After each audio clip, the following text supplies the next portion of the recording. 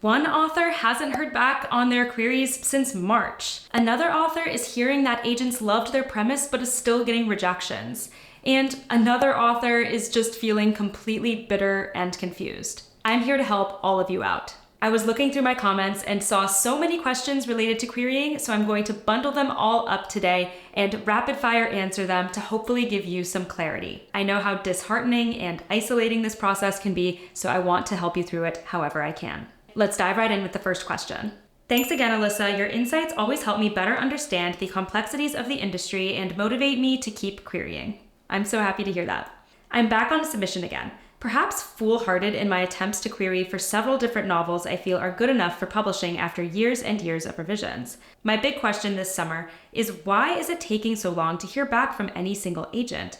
Of course, their inboxes are getting hit harder than ever, but this year has been especially quiet compared to previous ones, where I used to receive rejections usually within a month or so of submission. I started querying this year back in March and have yet to hear anything from a single agent, rejection or otherwise.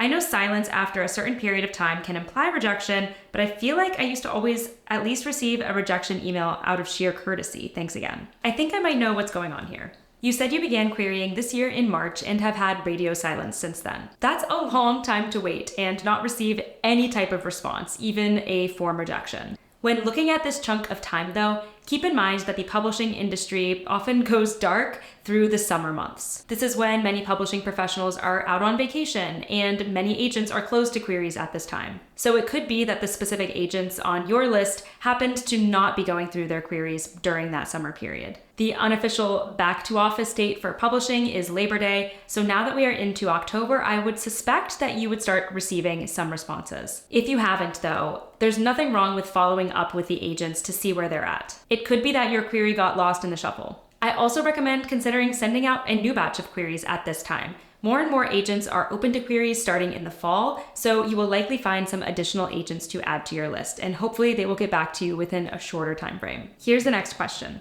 I find your videos very helpful, Alyssa. However, my issue is many literary agents have responded to my queries with personalized rejections, saying that they love the characters and the premise of my book, but they pass on it.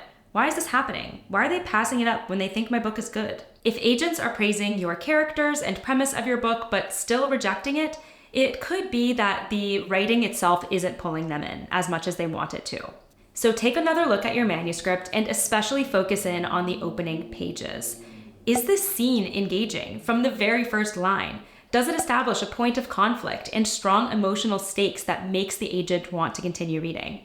If any of that is lacking, even if the premise sounds interesting, they're likely not going to go on to request the full manuscript. Also do your best to make sure your writing is strong on a line level. This can admittedly be hard to see for yourself. So if you haven't sent your manuscript to a trusted friend or even an editor for feedback, you might consider doing that now and see if they're able to spot any issues in your writing that you are blind to.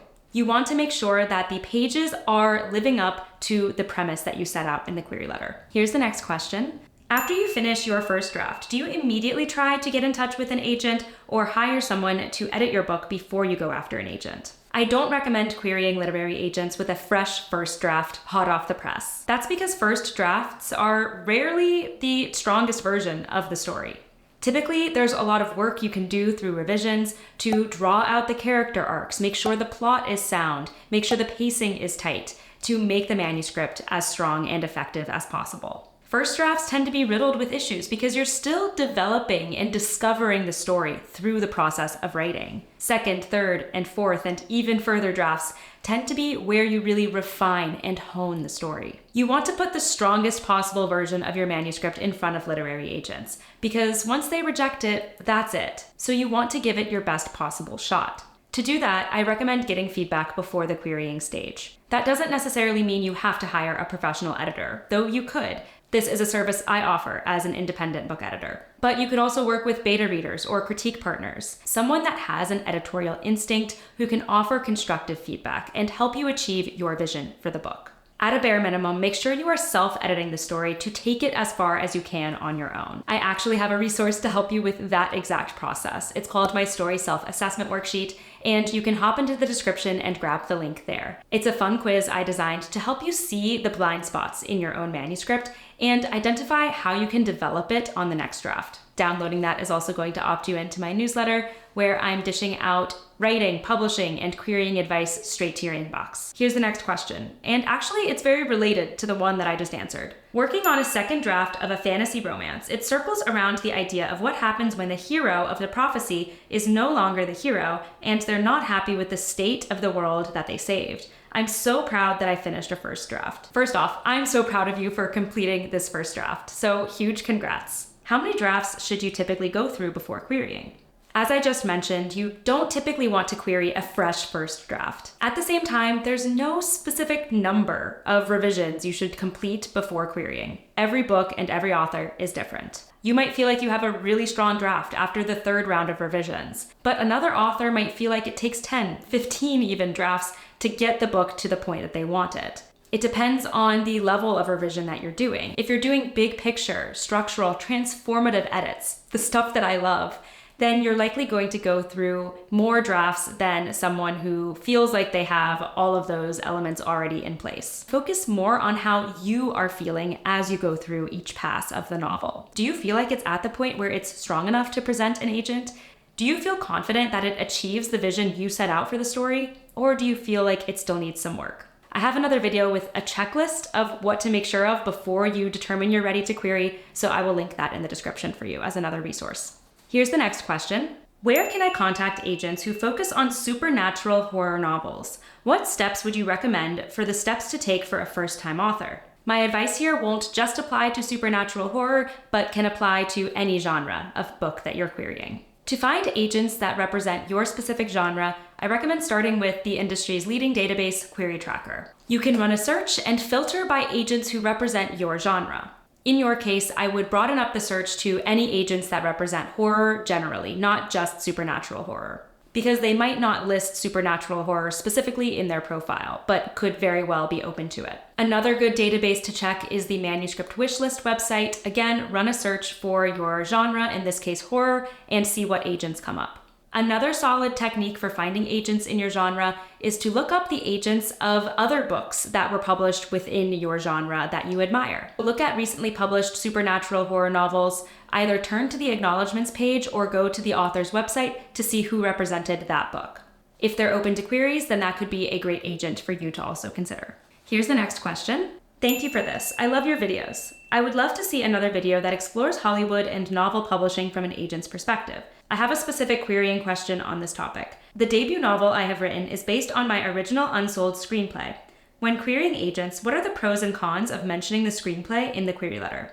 Would mentioning the screenplay help them see my story as a film and/or entice the agent with multiple products? Or would it hurt my chances at novel representation because the screenplay did not sell, or I would not be considered a dedicated aspiring novelist? I never shopped the screenplay round, but I decided to write a novel for more control over the creative process. Thanks again for your videos. In the case that the novel you've written is also a screenplay, I recommend just querying it as a novel and not necessarily mentioning the screenplay until you get an agent on the phone and you discuss possible representation. That's the best place to give them the full context for this manuscript and how it was generated. That's because I don't see any particular pros to mentioning that it was a previous screenplay in the query letter upfront. Keep in mind that agents will always be on the lookout to sell film rights, whether you mention that the book was a screenplay or not. Just look at many of the recently released movies and TV shows. Most of them are based on books, whether we know that or not. That's because agents will always be looking for opportunities to sell the film and TV rights. So mentioning that it was previously a screenplay doesn't necessarily increase your chances of it becoming a movie or TV show.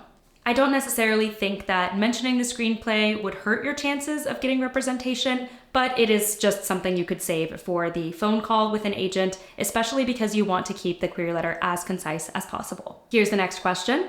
Can I go to a literary agent in person? Showing up to an agent's office in person or even calling the agency is likely not going to get you the response you're looking for. Many agents work remotely, at least part-time, if not full-time, so it's unlikely they would even be in to talk with you if you show up to their office, and they really prefer you to go through their standard query process rather than pitching them in person, unless you've signed up for a specific pitching event via some type of writing conference or event that they're doing. Just stick to the standard querying process. I promise this is the most effective route to take. Here's the next question. Do people actually query without having a complete manuscript? I get being excited, but that's just baffling to me. You're right that for fiction, you want to always have the complete manuscript before querying. Some authors try to work around this by querying with a partial manuscript in the hopes that an agent will offer representation and then they can go on to write the full book once their idea has been validated, but this isn't the way that agents like to operate. The one exception is for nonfiction books, in which case it is standard to query before having a complete manuscript. Typically, you would have a robust proposal and some sample chapters only. Memoir falls in an in-between area. Some authors have the complete manuscript drafted, while others work on the proposal and sample chapters. But if you're a fiction author, definitely complete the novel before querying. Here's the next question. If an agency has several agents, and soon after querying one agent, the same agent stops receipt of unsolicited queries, can you submit to another agent within the same agency? Sorry for all the agents, haha. If you have queried an agent, and then that agent closes to unsolicited queries, your query is still considered accepted because it was before they closed their inbox. So I would still wait until you get a response from that agent or the time elapses when they say to have considered it a rejection before querying another agent at the same agency. Typically, agents close to unsolicited queries when they are catching up on all of the queries they already had. So it's likely that your query is still in their backlog of queries to consider. So make sure you get their response first. Here's the next question. Hi, I hope you are still taking questions. I'm at the querying stage for my first novel. I've received my first round of rejections, but the ones who personalized them all said that my writing craft was good. They just didn't feel like they were a good fit for the book and to keep trying. I put a lot of effort into researching each agent and genuinely thought the ones I queried would want to at least request the full manuscript. I know rejections are part and parcel of the process, and I'm happy to hear they seem to think my writing craft is good. I will definitely keep going as I truly believe in my story. I just want to ask if you think it's okay for me to query other agents at agencies that have rejected. Some state you can and some state you can't, but the ones who say nothing are the ones I want to ask about. I know it sucks when an agent you feel is a perfect fit for your book ends up rejecting you without even requesting the full manuscript, but it happens all the time. There are so many factors that go into an agent reviewing your query beyond just what they say they're listing in their manuscript wish list. Things that you don't even know. It could be that the agent already has something on their list that's too similar to your project. It could be that they're just steering their list in a different direction right now. So try not to get too hung up on it and try not to put too much stock in your dream agents. Keep reaching out to agents who are open to queries within your genre. As for what to do, if an agency doesn't specify whether or not you can query another agent at that agency once the first one has rejected you, I would go ahead and say you can.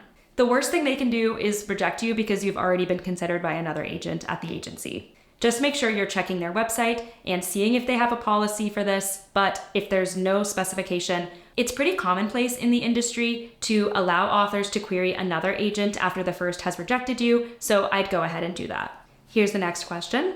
I'm wondering if there is anything I should know about querying an agent in another country or who lives geographically far away from me. I live in Canada and would most likely be querying in the USA, and there's only about 2 agents within 4 hours of where I live. It doesn't matter that your literary agent is located geographically close to you.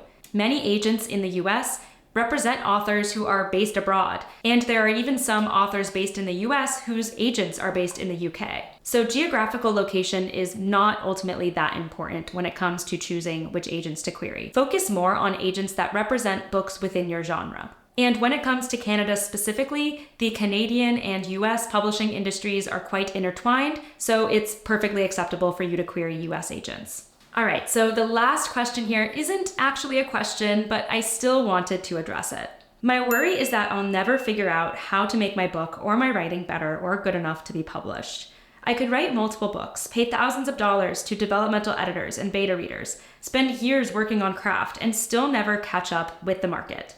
It's very possible to never be good enough, and that makes me so sad. I'm bitter and confused from the middle of querying. Perhaps I will feel better later. This comment makes me so sad, but I totally understand the sentiment, and it's something shared by many authors who are deep in the querying trenches. If you're watching this right now, you might be feeling some of this, and it's completely normal. I'm not going to lie to you and say that if you put in the time and energy and effort and money to make your book as strong as it can be, you're guaranteed to get a traditional publishing deal. That's unfortunately not how the industry works.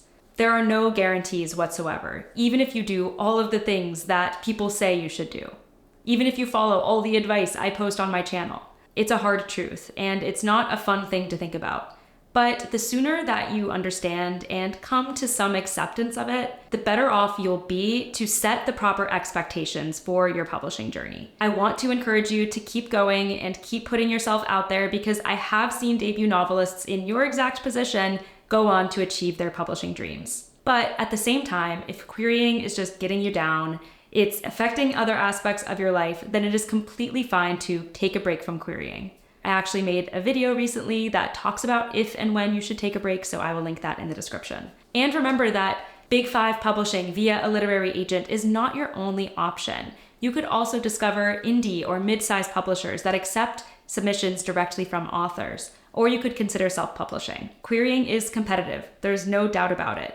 But even if it doesn't work out, that doesn't mean you have to shelve your book forever. There are certainly other ways you can get it published and share your story with readers. Thank you so much to everyone who left me a question. I hope this was helpful. I know how hard it is to be in this position. I'd love to keep doing these Q&A sessions more regularly, so drop me a comment here if you have something you'd like me to address in a future video about querying or otherwise. And don't forget your free story self-assessment worksheet waiting for you in the description below. You will also see the link to check out my newsletter, Chapter Break, where you will hear directly from literary agents and best-selling authors about their insights on the publishing industry. You won't want to miss everything they have to say. If you liked this video and want me to keep doing Q&As, give me a thumbs up to let me know. And if you haven't subscribed yet, hit that subscribe button and make sure you click the notification bell so you don't miss out on all my future uploads. Thank you so much for watching, and happy writing.